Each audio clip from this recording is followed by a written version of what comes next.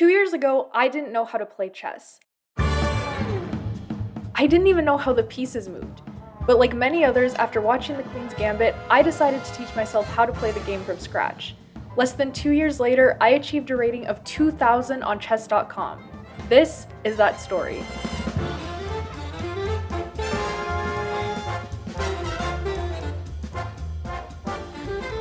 In early 2021, I was in the middle of one of my busiest college semesters. I was writing and producing a short film, getting involved in clubs, working part-time, and taking a full load of classes. But I decided for some reason that this would be a great time to become at least proficient at chess. Watching the hit Netflix series The Queen's Gambit was a huge inspiration for my first tentative steps into the world of chess. Here was this cool, smart, confident woman overcoming adversity and proving herself on an international stage. I wanted to know what was happening on those boards. I started watching some videos and playing against bots.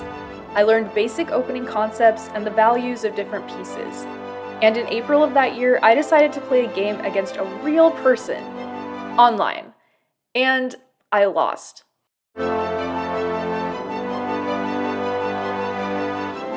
My rating settled in the 700 range.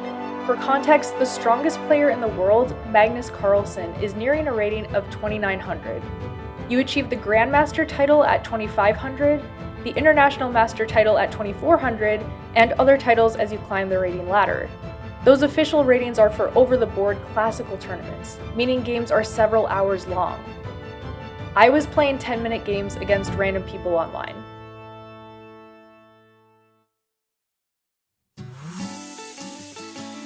That summer, I started playing more games. I experimented with different openings and started learning about more tactical terms and checkmate patterns. Chess was really just a fun hobby, so I wasn't really putting in any serious study time. I watched a lot of videos and played a lot of games. That's it. My main problem during that time was missing my opponent's threats. I was so focused on my own pieces that I didn't see what they were planning. But my opponents were prone to similar one-move blunders, and I started moving up in rating.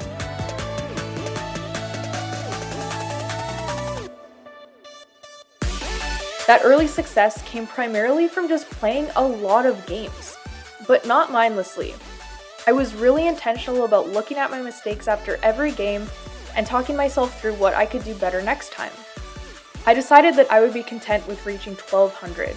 I figured that was about the peak level I could achieve without putting in a lot of work, and heading into my senior year of undergrad, with a course overload and an internship, I didn't want chess to become a distraction.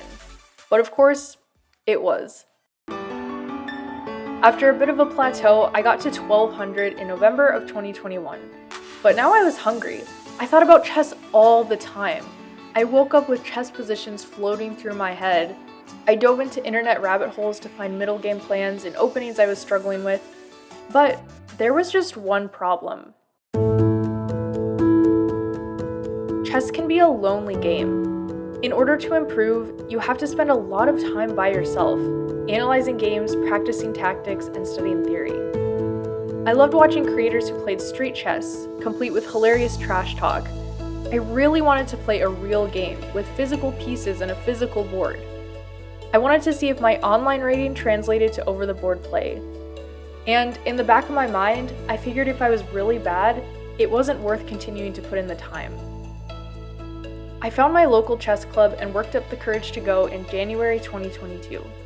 I found a handful of seasoned players in a food court in a quiet mall, and that first time I happened to sit down with the president of the North Dakota Chess Association at the time, Mr. Todd Wolf. I soon found out that Todd is known in North Dakota as that chess guy. He travels around the state to give school and community clinics and direct tournaments, he coaches kids, and starts after-school clubs. Within a few months, Todd got me involved in the local chess community. I was substitute coaching beginner students and running a kids' chess club at the public library. I became a regular at Sunday Chess Club and played in my first USCF-rated tournament. I even managed to get a handful of wins against some of the club's top players. I really liked playing over the board, but it was massively different from playing online. For some reason, I found it much harder to visualize on the physical board, and I often lost pieces by simply putting them on squares where they could be captured for free. My first provisional USCF rating was 941, a far cry from the 1300 I had recently achieved online. But there were a lot more distractions involved in over-the-board chess, from worrying about etiquette during the game to spectators gathered around my board. Those aren't excuses, but psychological barriers I knew I would need to overcome if I was going to keep improving. Up until this point, I'd never really set a long-term rating goal for myself. After I started playing at Weekly Club, I just wanted to be able to hold my own against those guys. But after a few months, around a year after I'd first learned to play, I got the idea that if I kept improving at a steady rate, it would be possible for me to reach a rating of 2000 online in the next year. So, I got down to work. I hadn't been playing many rapid games, preferring the adrenaline rush of Blitz and Bullet. But I started playing in the 10-minute time control every day and made a point of practicing tactical puzzles. I'd never really understood the point of puzzles until I started getting hit with simple tactics in my games. Things like forks, skewers, and basic checkmate patterns were often causing my downfall. Because I didn't have a strong basis of tactics, my skill floor was really low. Sometimes I saw ideas at the level of a 15 or 1600, but if I kept making 800 level tactical blunders along the way, it didn't matter. I would lose. After an especially bad tournament, which caused my USCF rating to drop for the first time, I finally got a Chess.com Diamond membership solely for the unlimited puzzle rush, which gives you increasingly difficult puzzles to solve, gamified so you try to get as many possible right in a row before getting 3 strikes. I started playing with a 3-minute time limit, which made me drill thousands of easy patterns over and over and over again. Especially for an adult learner, repetition is key. The patterns weren't going to become intuitive to me if I only saw a handful of examples. I had to be able to look at a position and see the winning idea in seconds. Only a few weeks after making Puzzle Rush a part of my daily routine, I finally ended my 1400 plateau. He's stuck, he can't go anywhere. He has to sack the queen. Let's go! My tactical vision was becoming a little more well-rounded, but I didn't have the intuition that allowed me to quickly spot necessary defensive moves or meet weird openings. Sometimes I thought way too long about simple improving moves and found myself in time trouble a lot. If you run out of time, it doesn't matter how well you're doing on the board. You lose. I was also still prone to simple blunders, which often cost me the game in the first 30 moves. I set a new training regimen for myself. I would play an hour of Puzzle Rush, followed by a handful of 10-minute games. Then I'd study openings, the first couple moves you make that usually determine the structure of the rest of the game.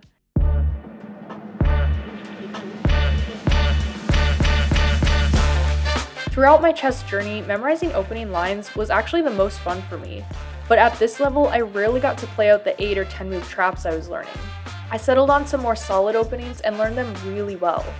Still, usually my opponents would deviate from theory pretty early, and then I had to think on my own. I started learning about middle game plans and made a point of playing the lines out on my physical board for muscle memory.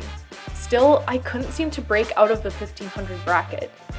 I actually started a document during this period called Why I'm Losing. At the end of each week, I would go back through all the games I'd lost that week online and make some quick notes about where it all went wrong. This data helped me figure out which openings were causing me the most trouble and showed me that I was mostly still just missing my opponent's ideas. I also found that I struggled deciding when to change my plan in the early middle game. I played moves I was comfortable with instead of what the position called for.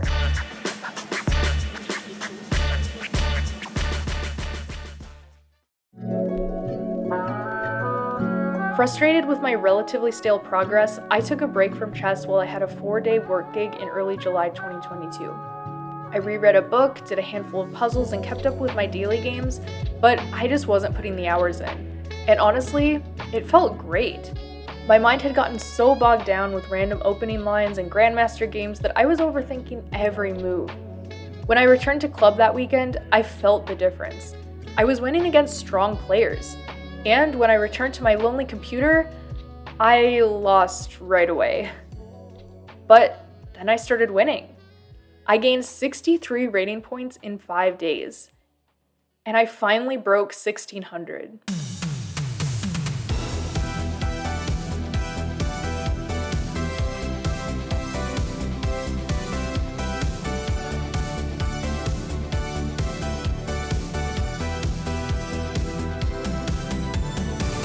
Oh my gosh.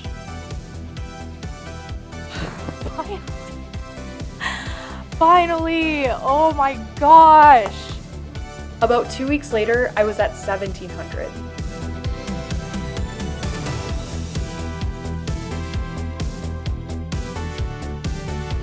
Let's go.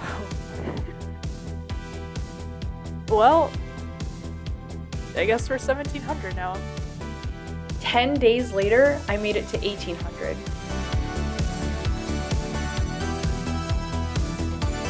Oh, okay.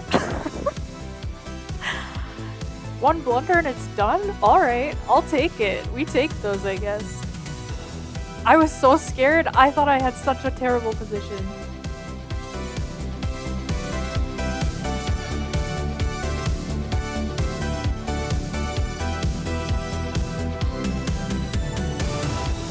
So, what changed? Why did my performance suddenly skyrocket? Was I really that much stronger, or did the number just catch up with my actual skill level? Honestly, I don't know. There were probably a lot of factors that went into it. Returning from a short break made me see positions with fresh eyes. This was also probably one of the most disciplined periods I'd ever had in chess.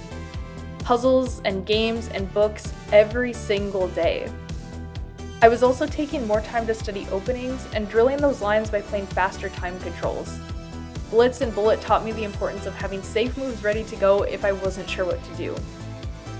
The main thing, I was learning to be intentional about my thought process. Gone were the days of one-move blunders. On every move, I asked myself what my opponent wanted, and looked for forcing moves. Super basic stuff, but it made a difference. Since I was more comfortable with the positions I was getting, I got to spend more time thinking about long-term plans. Long-term meant my games were usually equal for the first 20 or 30 moves. I maneuvered my pieces through the middle game, traded down, and often found myself in the endgame. Especially in the 1800 range, this is where my games were falling apart.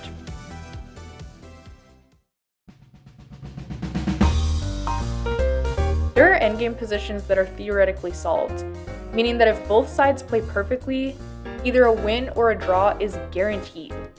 There are also endgame specific tactics that can turn an equal game into a completely losing one with just one wrong king move. I got a new book and started studying. Just knowing more endgame ideas made me more confident. I knew that I might be able to draw a game even if I was down a pawn, and I was seeing strategies for the first time that I probably should have learned months before. Still, I spent about 6 weeks at 1800 before I made my next breakthrough.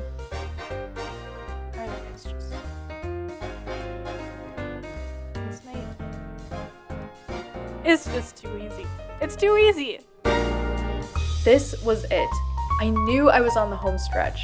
I was really happy with my fast progress, and frankly, I felt kind of like a 22-year-old prodigy. I was on top of the world. And then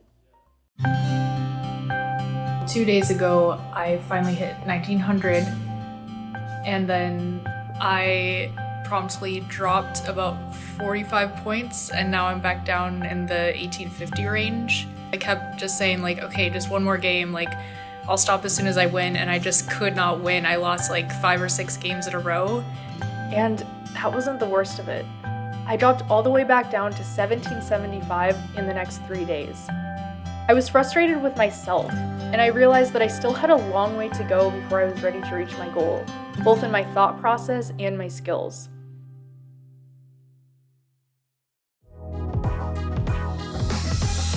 I started to be a lot stricter about my chess time. I limited myself to 3 rapid games a day since I knew anything beyond that would burn me out. Often, I ended up playing only 1 or 2. Even though my rating stagnated at the 1800 range for the next few weeks, I knew I was improving. I traveled out of town to a tournament for the first time where I got a major upset win. I knew my playstyle was getting stronger.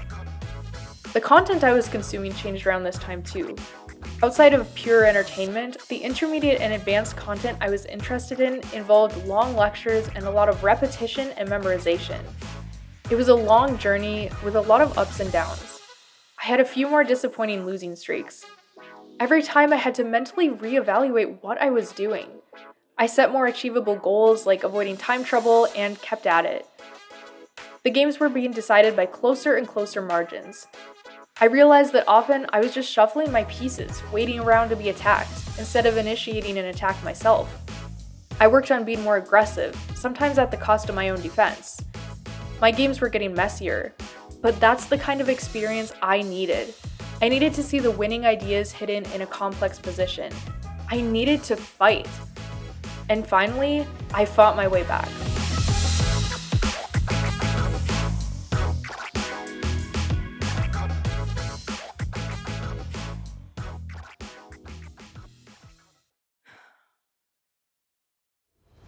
This time, I knew I was ready to push through those final 100 points. I was down to 1, maybe 2 games a day, and I was winning a lot.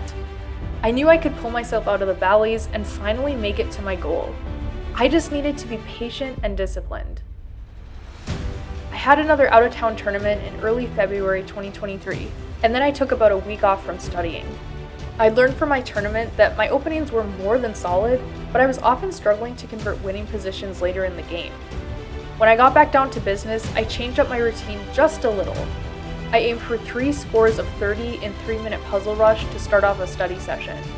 Then I played 1 single game, analyzed it, and went to my physical board to practice more difficult calculation puzzles.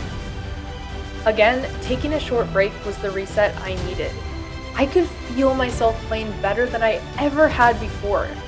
I was spotting aggressive sacrifices and forcing my opponents to respond to my threats. Even down a few pawns or pieces, I didn't give up.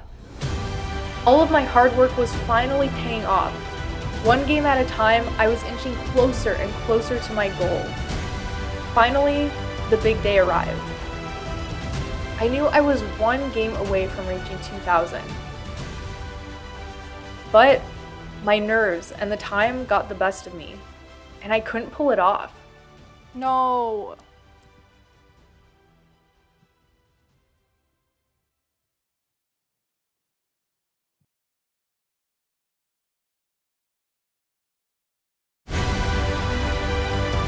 I was so determined that today was the day that I broke my 1 game a day rule and kept playing.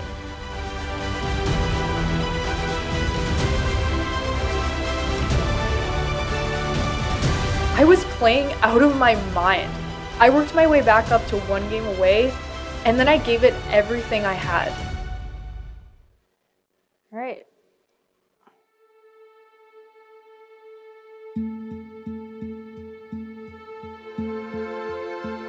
The key is to play the first moves like it's blitz.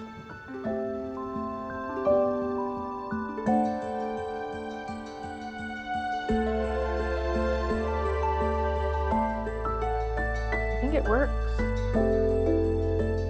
My opening knowledge and tactical vision combined to win me material from my opponent's early mistakes. Wait, okay, I have a discovery. Wait, I was about to win a rook in exchange for a knight on move 10. But instead of giving up his rook, my opponent made an even bigger blunder.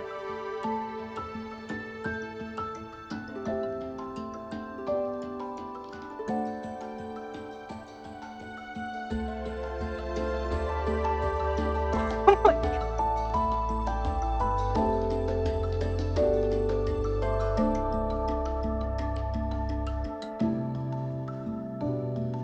At the end of the day, it's just a meaningless number on a screen. But that number was the result of all the long hours I'd spent improving my chess over the last 2 years. My perseverance had paid off. I had proved to myself that if I set my mind to something, if I put in the work, I could achieve something that was truly impressive. And I was really, really happy.